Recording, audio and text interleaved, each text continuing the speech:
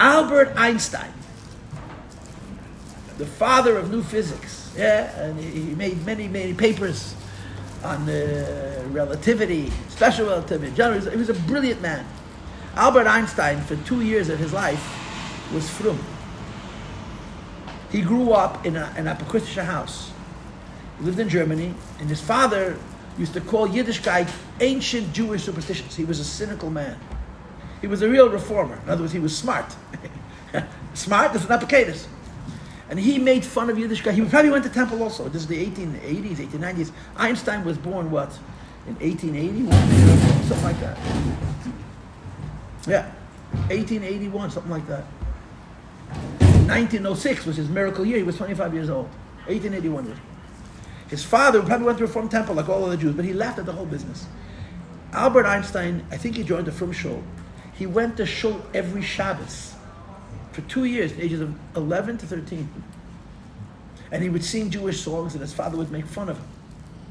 And the way the history is recorded, then he met a mathematician who saw what kind of brain he had. And his new god became math. That's how the story is told. Einstein was never an apocryphus.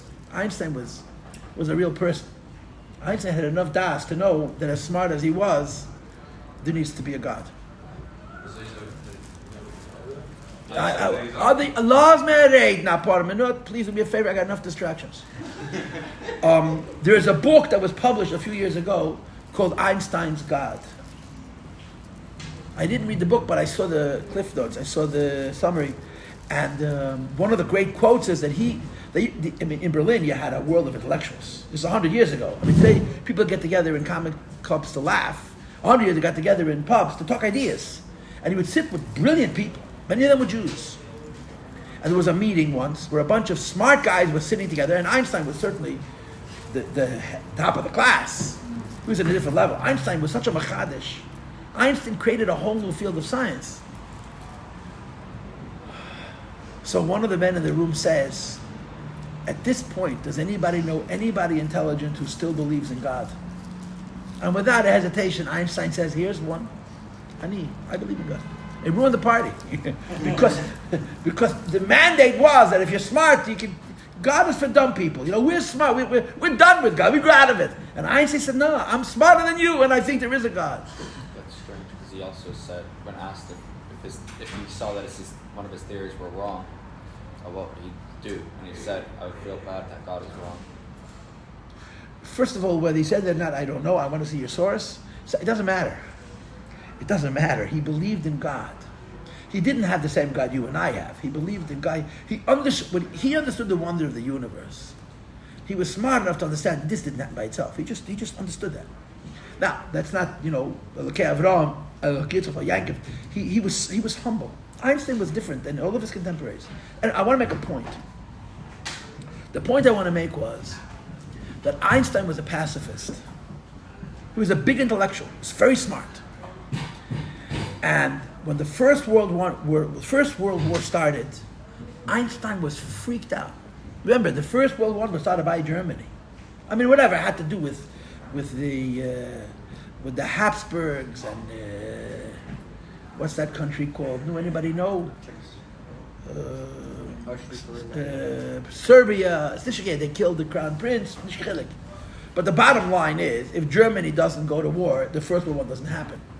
And when the First World War started, there was a petition sent around to all the intellectuals in Berlin, all the big professors, the big intellectuals, academics, and all of them signed to support the war. All of them signed. Famously, Sigmund Freud was living in Berlin. He also signed to support the war. Einstein made a petition against it. He got 3 professors. Him and 2 more signed against the war. And he couldn't believe how people lost their heads. People are so smart. They understand better than anybody else how terrible war is. And the country goes to war and they don't have the courage to speak up. He couldn't believe it. He could not believe that the intellectuals folded like cheap cameras. He couldn't believe it. And he said famously, God has given one creature the gift of intelligence and they choose to make war. He was beside himself. He couldn't believe that people with intelligence would choose this path.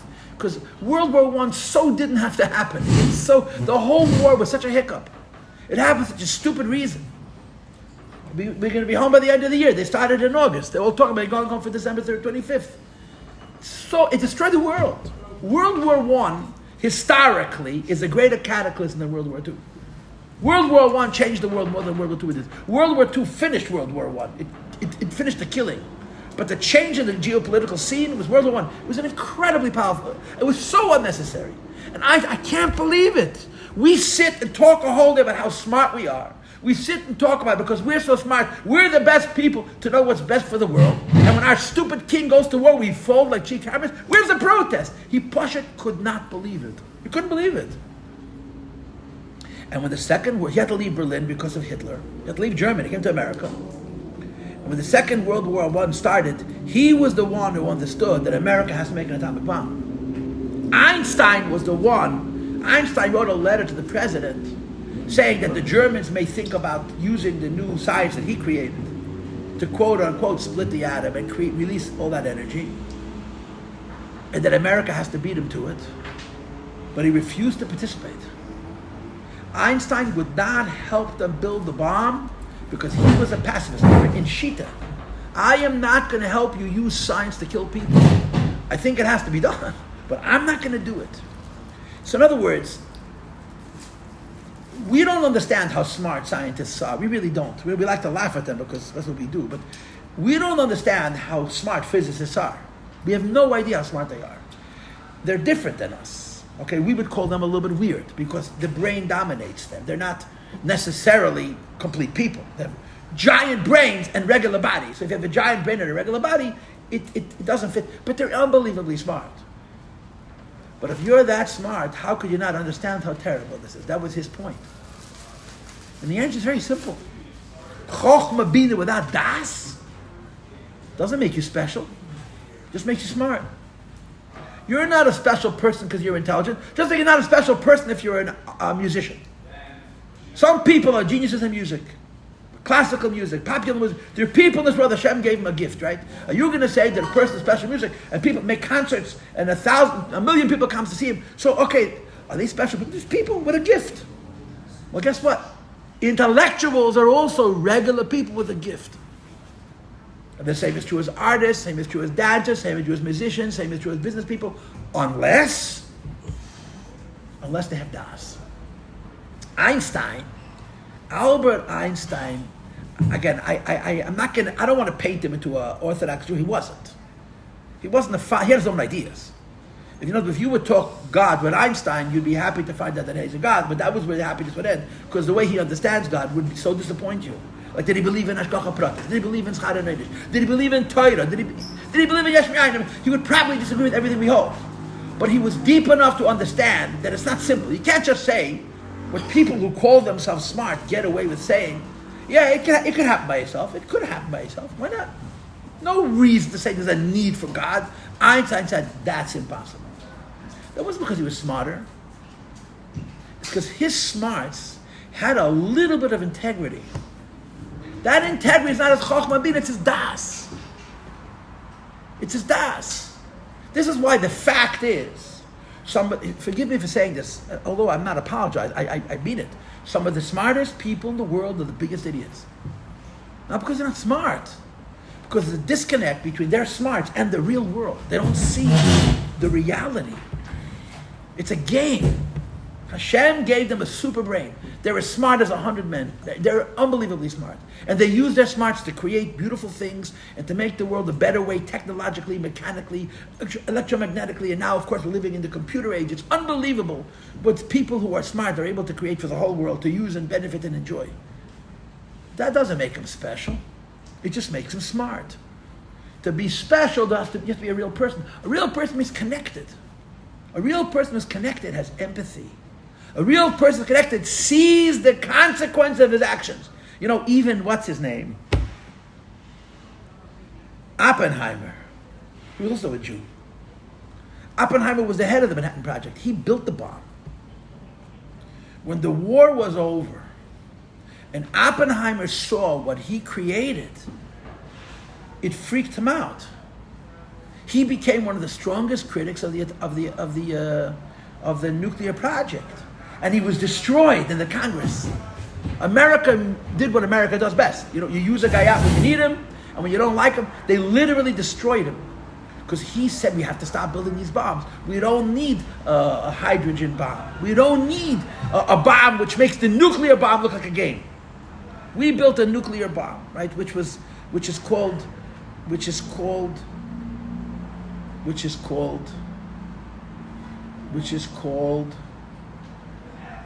fission. It tears the atoms apart. They created after the war a bomb that's called fusion, that puts the atoms together, which creates an even greater nuclear explosion. You know how they make it? They make an explosion in a bomb to create a second explosion. You create pressure in the bomb so that the smaller atoms condense into larger atoms. It's like a star.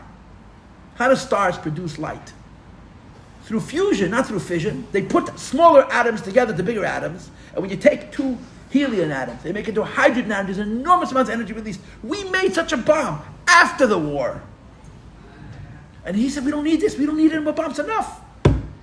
And they condemned him. They destroyed his reputation. Mamish, I think, after he died, they gave him a little covet. A classic American. They made him into the hero, and the minute politically he wasn't in line, because he said, who said it? I think Tibbetts. I think Tibbetts just died. Tibbetts was the one who dropped the first atomic bomb. He says, "Oh my God, what have we done?" It's a famous quote. "Oh my God, what have we done?" And to some people, he'll kill a bunch of people. That's not because they're smart. It's because you start to see the power that you have, and it's scary.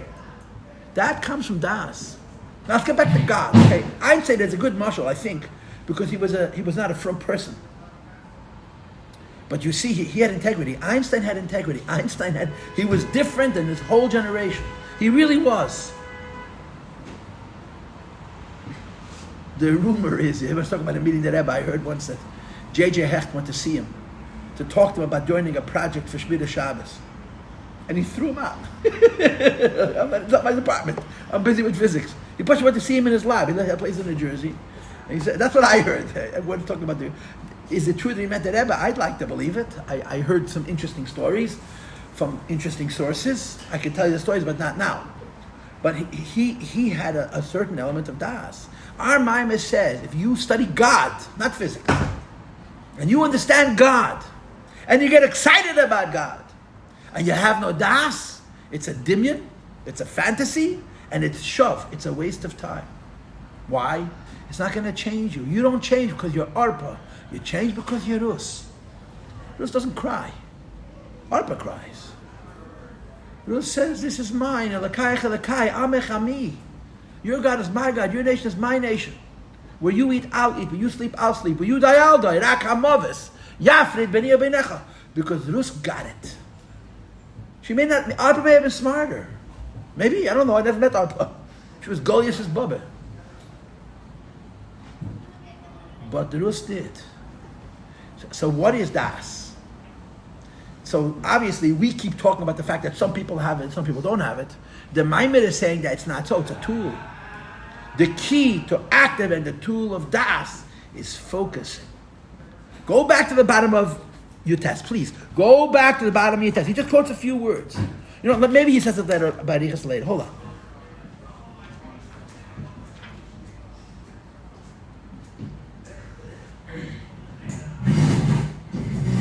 You know what? Are there Tanyas in this room? Take them all, the whole collection. Bring a bunch of Tanyas. Can anybody know where the Tanyas are? I want to show it to you inside. It's really worth it. It's really worth it.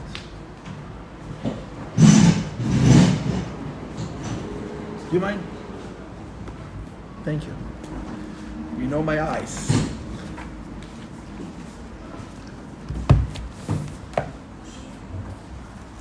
Oh, those are a bunch of Tanyas. Take a bunch. Give everybody a Tanya.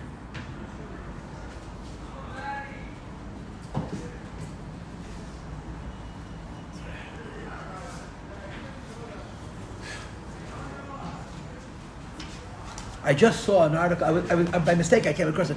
Tibbetts, he dropped the first atomic bomb. He died, and and they gave him no covet. He became, retrospectively, a bad person. I mean, he dropped like he was the plane. He was the pilot. He was the plane. He called his plane the Enola Gay. That was his mother's name. The plane that dropped the first bomb over Hiroshima was called the Enola Gay.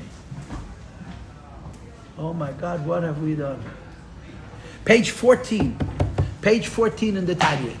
If you have an English Tanya, look at the numbers on the top. Avram Baruch. Tanya's in front of you. Page 14. Tell me when you find it. But the numbers on the top, not the numbers on the bottom. In other words, the Hebrew page 14, not the English one. Tell me when you have it. Tell me when you find it, please. You got it? Thank you. Chaskel, thank you for telling me. You got it, Kinderlach? You have it? Yes? Let's read. V'hadas. It's the last 9 lines at the bottom of the page. V'hadas who? What is das? Miloshen v'ha'adam yoda is chava. Ya'adam nu chava. Right? Adam and Chava got married. And they had a connection. The basis for the connection between a man and a woman is called das. Now, of course, this means knowing biblically, right? But what's the concept of it? You're not married to another person because you understand that person. You're not even married to that person because you love that person. You're married to that person because you connect to that person. That's a deeper thing. It's a deeper thing. It's a connection. Adam nu Chava. He became one with Chava through das. And he explains, V'hu, and the word das is look inside. Loshen hiskashrus ve'hischabes. It's a word that denotes being tied and joined with. And he translates in practical terms. How do you do das? Shemekasher daita. You tie your mind. Bekesher amitz v'chozak ma'ed. With a knot that is amitz. Amitz means that is I have a word in English for amitz. With perseverance and with strength, with hardness. And you plant your thought with a hardness. And the greatness of Hashem. And you do not allow your mind to wander. You know what the tool of das is? Focus. You want to use your tool of das to come to connect it to any project. Right? There's something that you don't like, but you need to like it. Something you don't like, but you need to like it. Now, if you don't like it, why do you need to like it? For whatever reason. Somebody you like likes it. There's a way to change your dislike to like by focus. You take anything and you focus on it without it, you just lock in.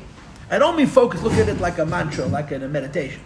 You focus on what it means. You focus on trying to understand what it is. And you use your brain incessantly. Meaning, you don't think about it once. You think about it once, you think about it twice. You keep on thinking about it. Now, on one level, you're thinking about it because you want to understand it. On another level, you're thinking about it because you want to remember it. But the Alter Rebbe makes an argument at some point.